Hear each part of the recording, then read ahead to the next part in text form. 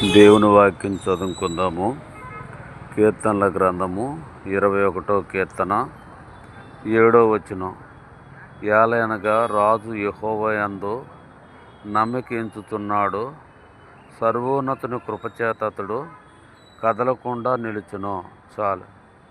కాబట్టి దావీదు రాజు ఈ లోకంలో కదలకుండా స్థిరుడుగా ఉంటూ వచ్చాడు.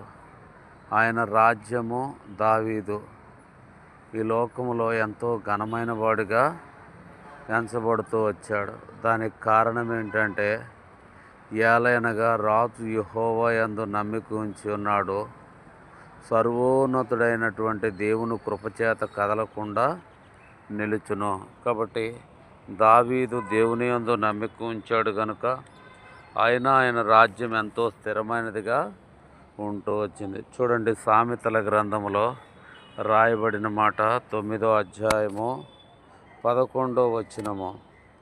నా వలన నీకు దీర్ఘాయువు కలుగును, నీవు జీవించు సంవత్సరములో అధికమవును. కాబట్టి దేవుని వలన మనకు దీర్ఘాయుషు కలుగుతుంది, మనము జీవించు సంవత్సరములో అధికమవుతున్నాయి. కాబట్టి ఎవరికి దేవుని సహాయం అవుతుందో, ఎవరు దేవుని కృపచేత నింపబడతారో వారికి దీర్ఘాయుసు ఇస్తాడు దేవుడు. ఈ లోకములో వారికి ఏ కీడు రాకుండా కాపాడుతాడు. కాబట్టి దావీదు వలె నేను కూడా దేవుని యందు నమ్మిక ఉంచాలా. అప్పుడు కదలకుండా స్థిరులుగా ఉంటాము.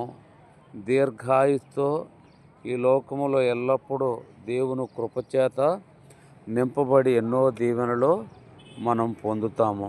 కాబట్టి దావీదు వలె మనము దేవుణ్ణి వెంబడించుదుము గాక.